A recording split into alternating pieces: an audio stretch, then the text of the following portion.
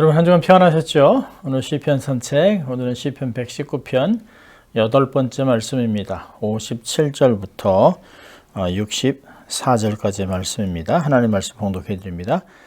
여호와는 나의 분기시니 나는 주의 말씀을 지키리라 하였나이다. 내가 전심으로 주의 은혜를 구하였사오니 주의 말씀대로 나를 긍휼히 여기소서. 내가 내 행위를 생각하고 주의 증거로 내 발을 돌이켜 싸우며 주의 계명을 지키기에 신속히 하고 지체치 아니하였나이다. 악인의 줄이 내게 두루 얽혔을지라도 나는 주의 법을 잊지 아니하였나이다. 내가 주의 의로운 규례를 인하여 밤중에 일어나 주께 감사하리다. 주는 나를 경외하는 모든 자와 주의 법도를 지키는 자의 동무라. 여호와여, 주의 인자하심이 땅에 충만하였사오니 주의 율례로 나를 가르치소서. 아멘. 하나님의 말씀입니다. 오늘은 시편 119편 8번째 말씀인데요. 분깃으로 인도하는 말씀이란 제목으로 말씀을 나누겠습니다. 오늘 본 이 8번째 파트는 히브리 알파벳 헷으로 시작합니다. 시편 기자는 하나님을 분깃 삼아서 하나님께 나가는 길이 되는 하나님 말씀을 전심으로 지키겠다라고 고백합니다. 그래서 다양한 자신의 결단과 또 자기의 행위를 하나님께 고백하고 있습니다. 자기 삶에서 불의가 생각나면 즉각 말씀에 비춰서 고치고, 박해자의 포위를 당해도 타협하지 아니하고 물러서지 아니하고 말씀을 지키고, 자기가 좋아하는 친구들은 하나님을 경외하고 말씀을 사랑하는 자들이라 라고 이렇게 고백을 하고 있습니다. 자, 오늘 보면 첫 번째 줄에 여호와는 나의 분깃이니, 분깃이라고 하는 그 단어를 얘기하는데요. 분깃이라는 히브리어 단어 헬레크는 유업, 구역, 테리토리, 포션 이런 의미가 있습니다. 여호수아서를 보면 이스라엘 백성이 약속의 땅에 들어왔을 때 하나님께서 허락하신 지파마다 하나님께서 허락하신 땅을 할당해 줍니다. 그리고 그 땅을 기업이라고 이야기합니다. 그래서 시편 16편 6절에도 이 동일한 말씀을 쓰고 있는데요. 하나님께서 줄로 재어준 구역은 아름다운 곳이라. 이 유업, 나칼라라고 하는 동일한 단어를 사실은 사용하고 있습니다. 최적의 아름다운 곳이라는 것이에요. 하나님은 실수하지 않습니다. 하나님께서 나에게 허락하신 가정, 상업체, 교회, 공동체, 나라, 이 모든 것들이 사실은 다 포함되는 것입니다. 우리가 하나님께서 허락하신 기업, 분깃이라고 할 때 사실은 물리적인 땅을 넘어서 자신이 누리는 최고의 행복, 어떤 인간이 품는 가장 바람직한 것을 의미합니다. 그렇다면 여호와께서 나의 분깃입니다 라고 하는 말은 뭘까요? 그건 바로 하나님은 나의 모든 것 되십니다. God, you are my everything 이라고 하는 고백이 되는 것이죠. 우리 성도의 고백이 되어야 하는 것입니다. 하나님을 삶의 분깃이라고 고백한 시인은 다양한 이렇게 매절마다 하나님께 이렇게 고백합니다. 첫 번째 57절 보면 첫 번째로 율법을 지키겠습니다. 말씀을 지키겠습니다라고 이야기합니다.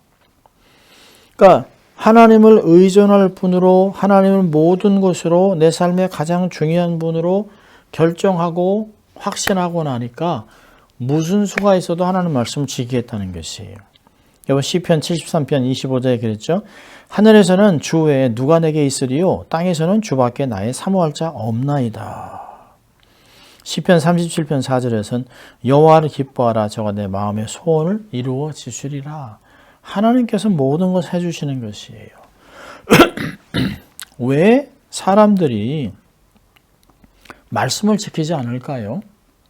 여러분 저는 불신자를 얘기하는 것이 아니에요. 하나님은 모르는 자들이야. 말씀을 안 지키죠. 그런데 하나님을 섬긴다고 하면서 자신들이 성도라고 얘기하면서 소위 종교가 있다라고 얘기를 하면서도 이들이 말씀을 순종하지 않는 이유는 뭘까요? 하나님을 삶의 중심에서 밀어낸 것이에요. 하나님이 아닌 다른 것으로 대체하고 다른 것을 중심으로 두고 하나님은 주변으로 밀려난 것이에요. 예레미야 2장 12절 13절을 보면 너 하늘아 이 일을 인하여 놀랄지어다 심히 떨지어다 두려워할지어다 여호와의 말이니라. 내 백성이 두 가지 악을 행하였나니 곧 생수의 근원되는 나를 버린 것과 스스로 웅덩이를 판 것인데 그것은 물을 저축치 못할 터진 웅덩이니라. 너무 정확하게 예레미야서는 2장에서 이야기하고 있습니다. 하나님을 내 삶의 분기수로 여기고 그분의 말씀을 우리 삶의 규범으로 받으면 새로운 결심이 섭니다. 내가 이 말씀을 지키자. 말씀대로 살자. 이런 결단이 생기는 것이에요. 나를 사랑하는 나의 전부가 되시는 그분이 내게 말씀하시는 것이니까 나는 말씀을 지키자라고 하는 그런 마음이 생기는 것이죠. 자, 58절을 보면 하나님이 자신의 그 분깃이 되기 때문에 하나님께 은혜를 구하겠다라고 얘기합니다. 내가 전심으로 주의 은혜를 구하여 싸우니. 사실 은혜와 긍휼 우리의 삶에 얼마나 중요한지 모릅니다. 히브리서 4장 16절에서는 긍휼을 얻기 위해서 은혜의 보좌 앞에 날마다 나아가자라고 얘기하고 있습니다. 여러분 우리가 은혜를 구하는 자세가 어떠해야 되냐면 죄송합니다. 약복강에서 야곱의 상자를 건 기도를 보면 알 수 있어요. 창세기 32장 6절을 보면 내가 축복하기 전에는 절대로 보내줄 수 없습니다. 이런 적극적인 자세가 필요한 것이에요. 은혜 받기 위해서는 적극적인 자세가 필요합니다. 하나님이 알아서 해주시겠지? 아니요. 이건 믿음이 아닙니다. 저절로 되는 것은 아무것도 없습니다. 죄인으로서 우리가 가만히 있는데 하나님이 그저 은혜 주시고 아무것도 안 해도 저절로 잘 되고 그런 일은 없습니다. 세상에 그런 일은 없어요. 은혜를 받기 위해 애를 써야 합니다. 왜요? 사단이 우리로 하여금 은혜 받지 못하게 별짓을 다 합니다. 우는 사자같이 믿는 자도 실족하려고 하는데 가만히 있어도 되겠습니까? 절대 그렇지 않아요. 우리는 은혜를 얻기 위해서 열심히 하나님 앞에 나가야 됩니다.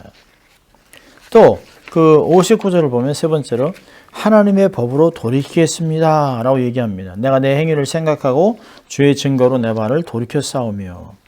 수시로 자기의 삶을 돌아보면서 말씀을 딱 지켜보면서 내가 잘못됐네. 하나님 잘못했습니다. 그렇게 말씀으로 나가서 회개하고 또 반성하고 실수를 교정해야 합니다. 수시로 자신을 돌아보고 하나님 말씀으로 비춰보는 것, 그런 삶을 살아야 하는 것입니다. 자, 여기 보면 60절의 네 번째는 말씀을 지키기에 신속히 하고 지체치 아니하겠습니다. 많은 사람이 생각하고 고민하는 자리까지는 갑니다. 근데 순종하는 일에는 서두를 생각을 하지 않습니다. 결심이 아무리 진지하고 죄의 깨달음이 아무리 깊어 보여도 순종하지 않으면 아무 소용이 없어요. 내가 다시 한번 잘 해보지 내일 하지 그렇지 않습니다. 이런 칼빈은 우리가 순종을 지체하지 말아야 될 일을 두 가지 얘기하는데, 첫째는 사단이 틈을 타고 역사하기 때문에 그렇습니다. 두 번째로는 우리의 탐심 때문에 어떻게 집착하는 마음이 있기 때문에 순종을 하지 않아요. 여러분, 사실 우리는 아무도 이런 것으로부터 안전하다고 여기면 안 돼요. 그럴 만큼 강한 자들이 없습니다. 여러분, 많은 사람이 순종을 미룸으로 영적 손해와 화를 당하죠. 그래서 히브리서 4장 7절은 이렇게 경고합니다. 오늘 너희가 그의 음성을 듣거든 너의 마음을 완고하게 강팍하게 하지 말아라. 말씀을 들으면 오늘 이 순간 지체하지 말고 바로 곧장 순종하라는 것이, 이게 영적 생명의 원리입니다.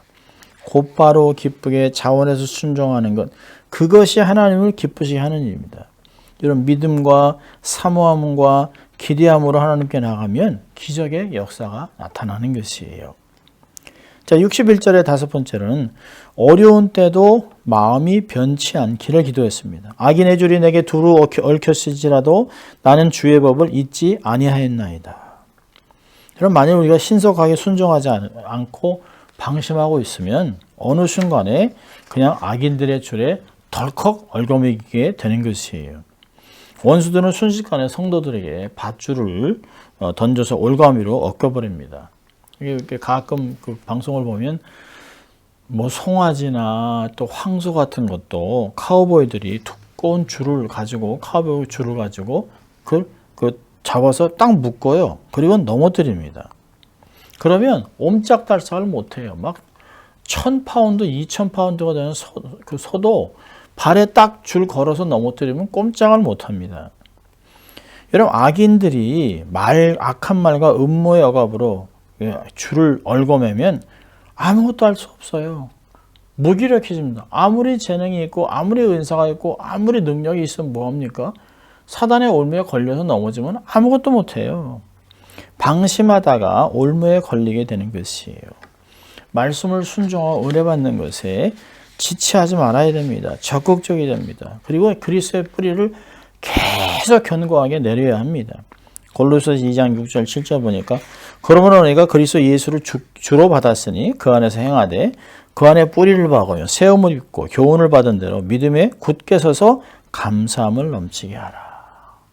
내 삶에 어려움이 올 때 타협하지 마세요. 포기하지 마세요.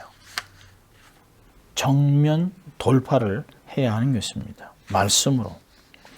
자, 62절에 여섯 번째는 밤중에도 방심하지 않고 율법에 대해서 감사하는 것이에요. 내가 주의 의로운 규례를 인하여 밤중에 일어나 주께 감사하리다. 여러분, 하루도 말씀 없이 잠들기를 연습해야 합니다. 하루도 말씀 없이 잠들지 않기를 연습해야 돼요. 잠자는 것은 무방비 상태입니다. 가장 위험한 때예요. 사단이 꿈을 통해서 막 복잡한 생각을 가지고 머리를 아프게 하고 복잡하게 하고 생각을 어지럽게 해서 잠도 못 자게 하고. 그래서 여러분, 그런 말이 있잖아요. 하나님이 사랑하는 자에게 잠을 주시는도다. 잠을 못 자요. 뭐요? 걱정, 근심, 염려, 불안 막 이러니까 꿈속에서 그냥 악몽을 꾸는 거죠. 말씀으로 세상을 향했던 마음의 문을 닫아야 합니다. 기도하지 않고 잠들면 안 돼요. 꿈, 마음, 생각을 지켜달라고 기도해야 합니다. 하루를 은혜 가운데 산 것에 대해서 감사해야 합니다. 밤중에 어떤 걱정 때문에 벌떡 일어났다면 오히려 하나님께 감사하세요. 하나님께서 모든 것을 주장하시죠. 하나님의 능력이 있습니다. 그래서 아무것도 염려하지 말고 너희의 구할 것을 감사함으로 하나님께 아뢰라. 그러면 하나님의 평강이 그리스도 안에서 너의 마음과 생각을 지키시리라. 이 말씀이 빌립보 4장 말씀이 얼마나 정확한지 몰라요. 깨어났다고 불안해하지 마십시오. 하나님께 맡기십시오. 감사하십시오. 자, 63절에 일곱 번째로 친구를 사귀는데도 율법을 지키는 자들과 함께 하겠다는 거예요. 나는 주를 경유하는 모든 자와 주의 법도를 지키는 자의 동무라. 여러분, 좋은 친구는 또 하나의 나를 얻는 것 같은 힘이 돼요.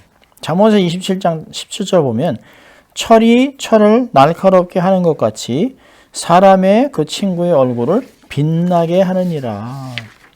디모데의 후서 2장 22절에서는 사도 바울이 디모데에게 이렇게 얘기합니다. 깨끗한 마음으로 주를 부르는 자들과 함께하라. 젊음의 유혹, 정욕을 피하라, 도망가라 얘기하고 있습니다.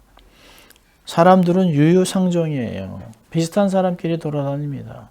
악인들은 어찌하든지 자기들의 동무들을 늘리기 위해서 속임수로 사람들을 넘어뜨리려고 합니다. 아무것도 아니라고 얘기를 해요. 괜찮다고 얘기해요. 요 정도야. 아니야, 다 해. 뭐 유독히 유별날 필요 없어라고 우리를 속이기도 합니다. 고린도전서 15장 33절에 정확하게 말씀하죠. 속지 말라. 악한 동무들은 선한 행실을 더럽히나니. 모든 것은 아주 작은 것, 미세한 것, 하찮은 것으로 시작하는 것이에요. 중독도 다 마찬가지입니다. 아무것도 아닌 거지만 그것이 삶을 어렵게 하는 것이에요. 여러분 사람들을 사귈 때 사람의 배경이나 외모나 그 사람의 그 실력이나 포지션 때문에 사람을 사귀지 마세요. 오히려 부족해 보이지만 그 중심 안에 있는 하나님을 경외하는 모습, 말씀을 사모하는 모습, 진솔하게 살아가려고 애를 쓰는 모습, 그런 모습을 보고 사귀세요. 지혜롭고 또 분별해서 좋은 친구들, 나의 얼굴을 빛나게 하고 함께 하나님의 나라를 세울 수 있는, 세상을 함께 섬길 수 있는 그런 사람들이 되어야 합니다. 그런 친구를 사귀고 내가 그런 친구들이 돼 주어야 합니다. 자, 오늘 그 짧은 말씀 속에서 우리가 세 가지를 한번 적용해 보면, 첫째로는 전심으로 은혜를 간구하라는 것이에요. 적극적으로 구하세요. 하나님, 내가 은혜가 필요합니다. 오늘도 어제가 아닌 오늘도 내가 살아가야 할 나를 도와주세요. 하나님 은혜를 주셔, 넘치는 은혜를 주셔, 순간마다 나를 때를 따라 돕는 은혜를 달라고 우리가 기도해야 합니다. 하나님을 변함없이 사랑하는 자에게 은혜가 있을지어다. 에베소 6장 23절에 바울은 에베소를 그렇게 마치고 있습니다. 하나님을 적극적으로 사랑하면서 하나님께 은혜를 구하면 하나님이 은혜를 주신다는 것이, 여러분 하나님 나라는 침노하는 자의 것입니다. 적극적으로 달라고 간구하고 부르짖고 해야 합니다. 여러분 울지 않는 아이 젖주지 않습니다. 괜찮아 보이니까 놔두는 것이에요. 전심으로 은혜를 간구하세요. 은혜 받을 기회를 자꾸 만드세요. 자꾸 말씀을 읽으세요. 자꾸 찬송을 들으세요. 자꾸 찬양을 하세요. 자꾸 기도하세요. 자, 두 번째로는 진리의 말씀 앞에서 지체하지 마세요. 말씀이 들리면, 말씀을 깨달으면 내 생각은 이렇게 하지 마세요. 내 생각이 나를 죽일 수 있습니다. 지체하면 안 돼요. 말씀을 꺾고 돌아갈 생각을 하면 안 돼요. 하나님 말씀하셨으면 정면 돌파해야 합니다. 지체하고 돌아보면 롯의 아내와 같이 소금기둥이 되는 것이에요. 쟁기를 갖고 뒤돌아보는 자는 하나님 나라에 합당하지 않다. 누가복음 9장 62절은 얘기합니다. 머뭇거리지 마세요. 내가 이 말씀을 지금 순종할까? 내일 할까? 나중에 할까? 내 생각에는, 내 경험으로 비춰보면 아닙니다. 다 소용없는 것이에요. 내 생각을 이렇게 얘기했다가 죽을 뻔했잖아요. 나만 장군은 그냥 문둥병으로 죽을 뻔했어요. 내 생각에 우리나라에 있는 강이 더 깨끗하지 않겠느냐? 그렇지만 그 밑에 있는 종들이 아버지요, 그거 그 요단강에 가서 씻는 게 뭐가 어렵다고 하십니까? 그래도 한번 해보시자고 해서 갔다가 7번 씻고 나오니까 어린아이가 피부같이 변했습니다. 만약에 가서 성질을 내고 내 생각에는 내가 돌아가겠다 이렇게 했다면 죽는 것이에요. 여러분, 내 생각이 그렇게 무서운 것입니다. 하나님 말씀 앞에 내 생각을 개입하지 마세요. 다 내려놓으세요. 과감히 무너뜨리세요. 그리고 하나님 말씀에 올인하시길 바랍니다. 자, 세 번째로는 범사에 감사하세요. 하나님이 나를 당신의 유업으로 삼으셨어요. 신명기 32장 9절에 여호와의 분깃은 자기 백성이라, 야곱은 그 택하신 기업이라. 나를 여호와의 분깃으로 삼았습니다. 나는 여호와의 분깃입니다. 나는 하나님의 택하신 기업입니다. 이 말씀을 마음에 새기고 살아간다면 얼마나 감사하겠습니까? 세상 살아가는 거 잠깐입니다. 날마다 삶이 내일이 어떨지 몰라요. 제일 중요한 것은 미래도 생각하지만 충성은 오늘 하는 것이에요. 이 시간 말씀대로 매사에 감사하고, 이제까지 나를 인도하신 에베네셀 되신 하나님 감사합니다. 함께 하시는 임마누엘 되신 하나님 감사합니다. 앞으로도 인도하시고 승리 주실 주님 감사합니다. 이렇게 범사에 감사해서 하나님을 높여드리는 우리가 될 수 있기를 주의 이름으로 축원합니다. 기도합니다. 하나님 아버지 감사합니다. 하나님이 우리의 분깃, 하나님이 우리의 모든 것 되십니다. 하나님을 기쁘시게 하여 우리의 삶에서 하나님께 감사하고 또 말씀을 순종하고 은혜로운 삶을 살아가는 저희들 될 수 있도록 주님 축복하여 주시옵소서. 감사하고 예수님 이름으로 기도합니다. 아멘. 한 주간 승리하시기를 바랍니다.